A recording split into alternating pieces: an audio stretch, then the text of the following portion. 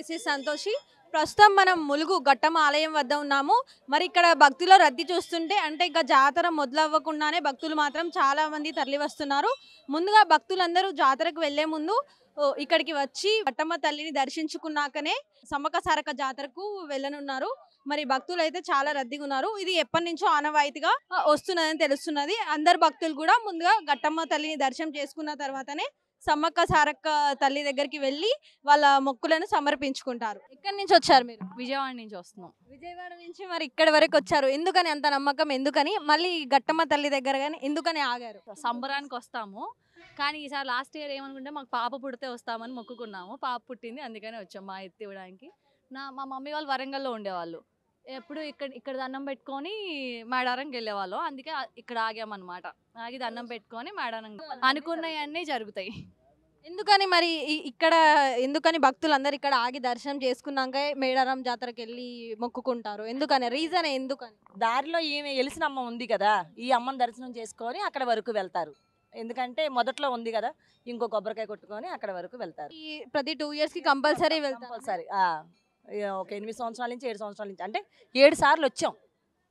అనుకున్న పనులన్నీ జరుగుతాయి కంపల్సరీ. కానీ అందరు ఇక్కడ దర్శనం చేసుకున్నాకనే మళ్ళీ మేడారం పోయి మేడారాన దర్శనం చేసుకుంటారు. నేను ఇక్కడనైతే చేయండి ఎవరు పోరు. ఇక్కడ దర్శనం చేసుకున్నాకనే ఎవరైనా మళ్ళీ మేడారం పోతారు. ఎందుకని అంటే ఈ సత్యంకల్ల తల్లి కాబట్టి, సమ్మమ్మ కూడా సత్యంకల్ల తల్లి. ఇక సత్యంకల్ల తల్లి కాబట్టి తప్పకుండా ఇక్కడ దర్శనం చేసుకున్నాకనే అక్కడికి పోతారు. సమ్మక్కకు ఆడబిడ్డ అవుతుంది.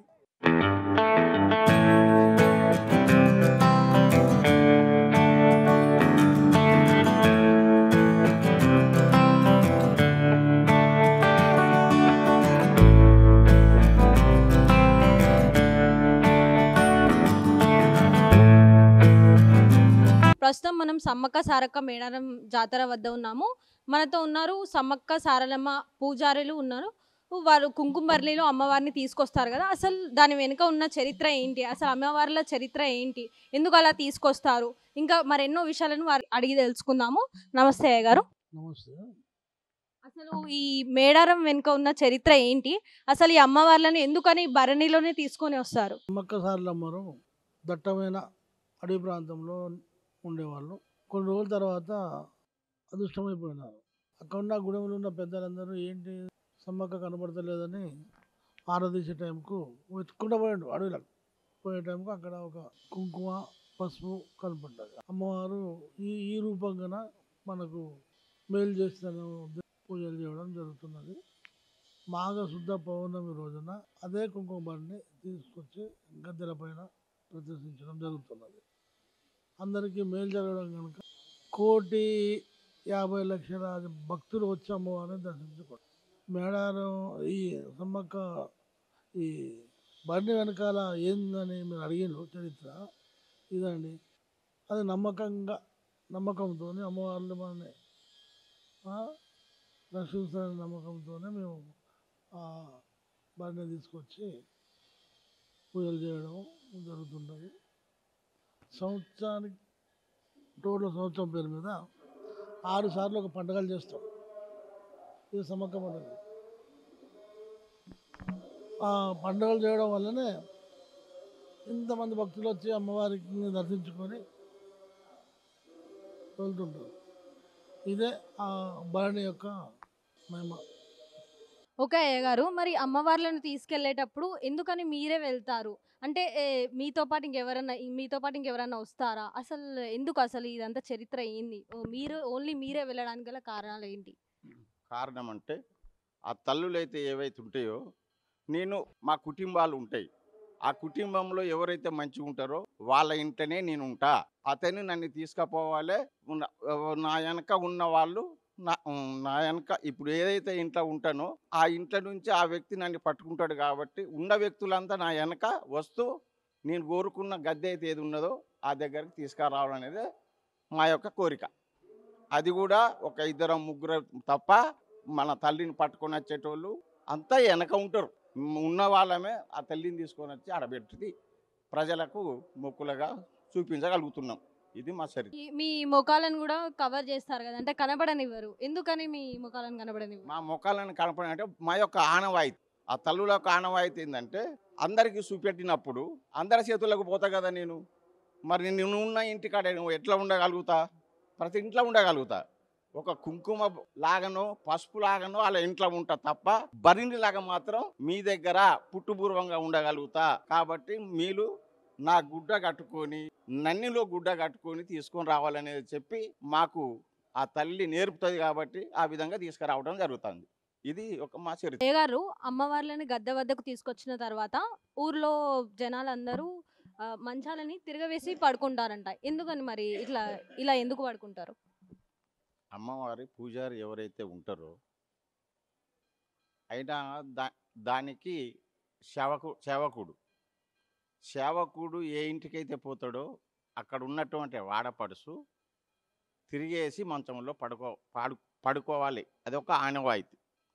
ఇతను ఏం చేస్తాడంటే అక్కడికి పోయినప్పుడు ఆమె పడుకుంటుంది కాబట్టి అక్కడ ఉన్నటువంటి కుర్చో లేకపోతే మన గద్దె దాని పీటో దాని మీద కూర్చోగలుగుతాడు.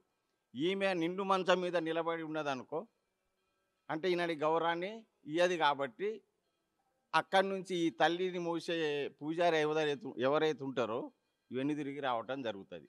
కాబట్టి అది వెనకటి ఆ ఆనవాయితీ ఉంటుంది. కాబట్టి ఈ ఈ మగశుద్ధ పౌర్ణమి నుండి ఈ పూజారి గద్దెకి తీసుకొని వచ్చి మళ్ళీ పోయి ఆ ఊరిలో ప్రతి ఒక్క ఇంటికి పోవాలి. ఆ ఇంటికి పోతా అనుకున్నప్పుడు ఆ ఇంటికాడ అదే పరిస్థితి ఏర్పడుతుంది. అది ఎల్లకాలము ఆ పూజారి ఏ ఇంటికి పోయినా అదే పరిస్థితి ఏర్పడుతుంది. ఇది వెనకటి నుంచి మా తాత ముత్తాతల నుంచి వచ్చినటువంటి ఆనవాయితీ. ఇది పూజారిగా గౌరవంగా మన టీవీగా చెప్తున్నాం. అయ్యగారు మరి ఆదివాసుల్లో కూడా కులవేల్పులు ఉంటారని మాకు తెలుసు. మరి అసలు ఇందులో ఎన్ని కులవేల్పులు ఉన్నారు, ఎంతమంది ఉన్నారు, గోండులు కానీ వీళ్ళందరూ అసలు ఎంతమంది ఉన్నారు, వీళ్ళ చరిత్ర ఏంటి? సమ్మక్క, సారలమ్మ, నాగలమ్మ, పడిగిద్దరాజు, గోవిందరాజు, జంపన్న, కోలకాడు, కాటాల నాయుడు, గండ్రగొడ్డలి, ఉయ్యాల బాలుడు, సంతాన బాలుడు, బాలకుమారస్వామి, సిక్కువెలుపు, చిల్లేలుపు, కాటారుడు, పెదసూరు గోండె, చిన్నసూరు గోండె, కార్తికేయరాజు, శ్రీకర్రాజు, పాండురాజు, ఎడమరాజు, పడిగిద్దరాజు, గోవిందరాజు, కాసాల బాలుడు, కాసాల నాగయ్య, ముసలయ్య, సిక్కువేలుపు, సిల్లేలుపు, పెదపాపయ, పెదసమ్మయ్య, వీళ్ళు ఈ యొక్క దేవస్థానాన్ని ముందుకు తీసుకొస్తూ ఎవరైతే మా ఆదివాసీ బిడ్డలు ఉన్నారో ఏ కుటుంబానికైతే ఏ పేర్లు ఉన్నాయో పాయమోడు ఉంటాడు, కురుసమ్మోడు ఉంటాడు, కాకోడు ఉంటాడు, సిద్ధబోయినోడు ఉంటాడు, ఇంకా ఆలమోడు ఉంటాడు, రేగోడు ఉంటాడు, పూనెమోడు ఉంటాడు, తురుసమోడు ఉంటాడు, తూలమోడు ఉంటాడు. అన్నీ మా దాంట్లో చాలామంది ఇంటి పేర్లు ఉంటాయి. వాళ్ళ గోత్రికాలు ఉంటాయి. 3వ గట్టు నుంచి 7వ గట్టు వరకు గోత్రాలు ఉంటాయి. గోత్రికాలను బట్టే వియ్యం పెళ్ళిళ్ళు చేసుకుంటారు. ఆ పెళ్ళిళ్ళు చేసుకుంటారు కాబట్టి వాళ్ళ దేవునికి వాళ్ళు మొక్కుకుంటారు. కాబట్టి ఈ భక్తజనం అందరికీ ఈ దేవస్థానంలో ఉన్నటువంటి ఈ పండుగలు ప్రతి ఊరిలో చిన్న పండుగగా వాళ్ళ పండుగ చేసుకుంటూనే ఉంటారు.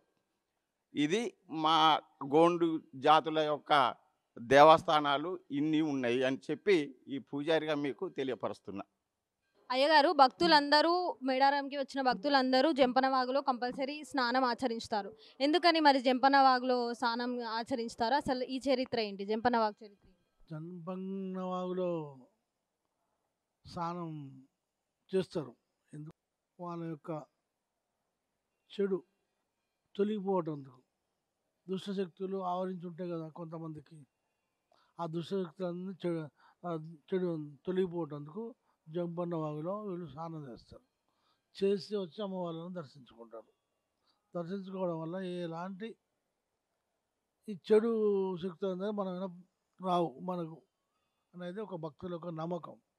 దాని జంపన్న వాగని అందుకే వచ్చింది. అందులో అక్కడ జంపన్న యుద్ధం చేసి చనిపోయాడు కనుక ఆ వాగులో స్నానం చేస్తే మనకి ఎలాంటి జబ్బులు రావు అని భక్తుల నమ్మకం. కాబట్టి అది అసలు జంపన వాగని ఎందుకని జంపన వాగుకి ఆ పేరు వచ్చింది? అసలు ఈ జంపన వాగు వెనుకున్న చరిత్ర ఏంటి? వాస్తవంగా జలకపు వాగు, జలకం జలుతాం, ఒక బుర్రలో పెట్టుకొని నీళ్ళుంటాయి, అలా పసుపు ఇవన్నీ వేసి జలకం చల్లుతాం అన్నట్టు.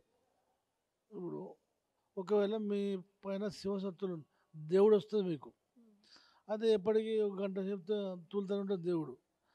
శాంతింపజేయాలంటే ఈ జలకం తీసి ఆ చల్లాల, ఆ దేవుడు వచ్చే వాళ్ళు ఉంటారు కదా, చల్లాల. అప్పుడు అది తగ్గుతుంది అన్నట్టు. అది జలకపు వాగు, దాన్నే జంపన్న వాగుగా మారిపోయింది. ప్రకృతి వికృతి అట్లా. సమ్మక్క సారక్క కుటుంబ సభ్యులు జంపన్న ఉన్నారు, ఇంకా పగిడిద్దరాజు, గోవిందరాజు, వీళ్ళందరూ అసలు ఏమవుతారు, వీళ్ళ చరిత్ర ఏంటి? సమ్మక్క సారలమ్మ తల్లి బిడ్డలు. పగిడిద్దరాజు భర్త, సమ్మక్క భర్త. గోవిందరాజులు మరిదెత్తరు. జంపన్న కొడుకు. ఇట్లా ఇదంతా ఒకటే కుటుంబం వీళ్ళది. వీళ్ళు పగిడిద్దరాజు పూనుగుల కామారం వెలుచున్నారు. కొండాయిలో గోవిందరాజులు, కన్నపల్లిలో సారలమ్మ, మేడారంలో ఇట్లా వేరుగానే వాళ్ళు పూజించుకునేది. కాకపోతే ఏంటంటే కొన్ని సంవత్సరాల తర్వాత ఒక దగ్గర అంతా ఒక దగ్గరనే చేర్చుకొని ఎక్కువ ఉత్సవాలు చేయవచ్చు అమ్మవార్లకు కానీ దాని మీద మొత్తం ఈ దేవతలను తీసుకొచ్చి ఒక దగ్గరనే పెట్టి పూజించడం జరుగుతున్నది. ఒకటే కుటుంబీకులు అందరూ. అయ్యగారు, మరి ఈ జాతర 2 సంవత్సరాలకి ఒక్కసారి మాత్రమే ఎందుకు ఇంత వైభవంగా జరుగుతుంది? ఇది మామూలుగా ప్రతి సంవత్సరం చేసేది. కాకపోతే ఏంటంటే అప్పుడు చాలా కరువు కాటకాలు వచ్చే పరిస్థితి అన్నట్టు. అమ్మవారికి కనీసం పశువుకు వేద్దామన్నా కూడా డబ్బు లేని పరిస్థితి. కనీసం కొంచెం అమ్మవారికి ఆరబోసినందుకు ఏది మత్తు పానీయాలు కూడా లేని పరిస్థితి, డబ్బులు. అందుకని అప్పుడు ఈ ఆర్థిక పరిస్థితుల వల్లనే 2 సంవత్సరాలు ఒకసారి చేయడం జరుగుతున్నది.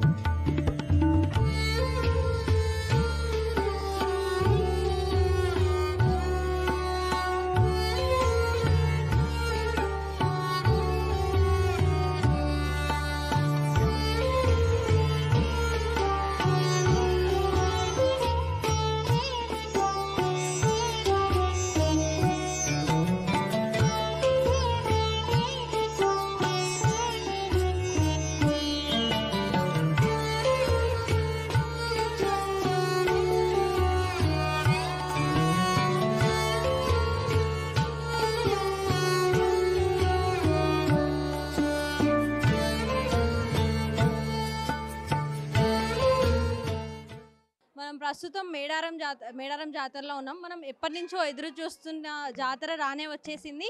2 సంవత్సరాలుగా ఒక్కసారి జరుపుకునే ఈ జాతరకైతే భక్తులందరూ భారీ ఎత్తున తరలి వస్తారు. తెలంగాణ రాష్ట్రమే కాకుండా దేశవ్యాప్తంగా కూడా భక్తులందరూ ఇక్కడికి వచ్చి అమ్మవార్లను దర్శించుకుంటారు. మరి ఈ జాతరని మన తెలంగాణ రాష్ట్రంలో కుంభమేళా అని కూడా అంటారు.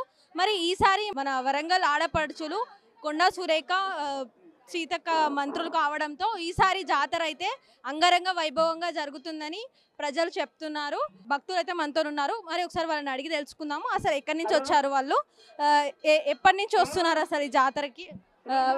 నమస్తే సార్, మీ పేరు? నరసింహరావు అండి.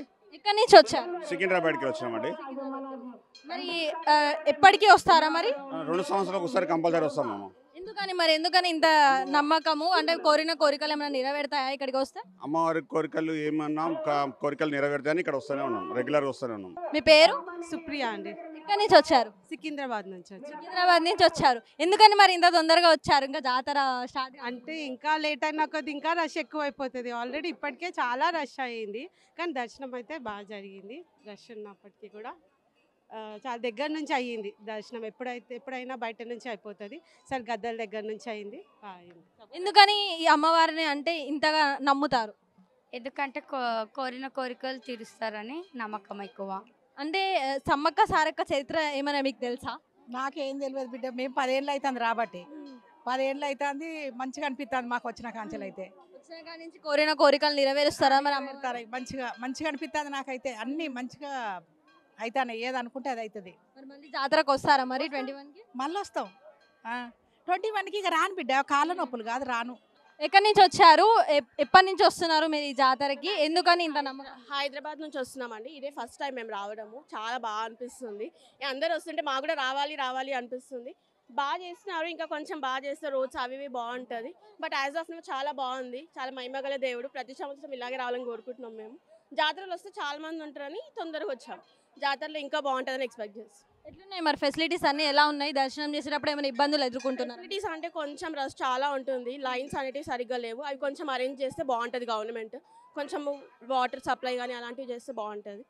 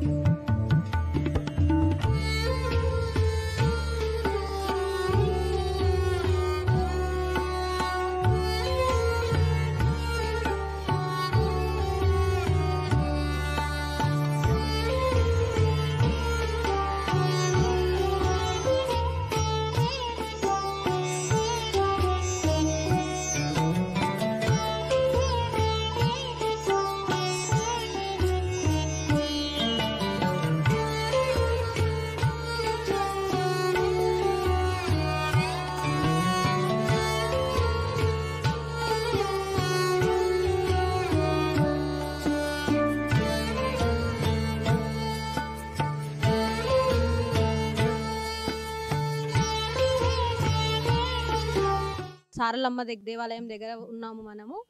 అసలైతే ఇక్కడ నుంచే గద్దెల వద్దకు తీసుకురావడం జరుగుతుంది. ఇది చాలా వరకు ఎవరికి తెలీదు.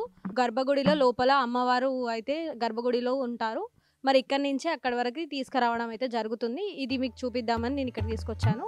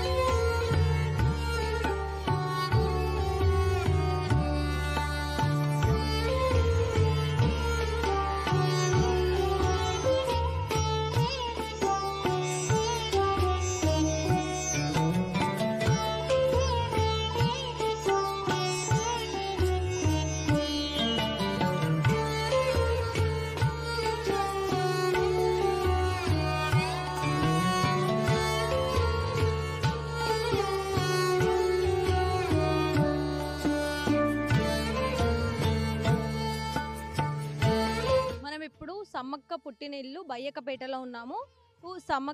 సమ్మక్క గుట్ట అని కూడా అంటారు. మీకు కనిపిస్తున్నది చూడండి, ఆ గుట్టని సమ్మక్క గుట్ట అంటారు. అక్కడ ఒక బావి ఉంటుంది. ఆ బావి దగ్గర సమ్మక్క తల్లి రోజు స్నానం ఆచరించి ఇక్కడ వరకు వచ్చేవారట. ఆ చెరువుని జలకల బావి అని అంటారని గ్రామస్తులు చెప్తున్నారు.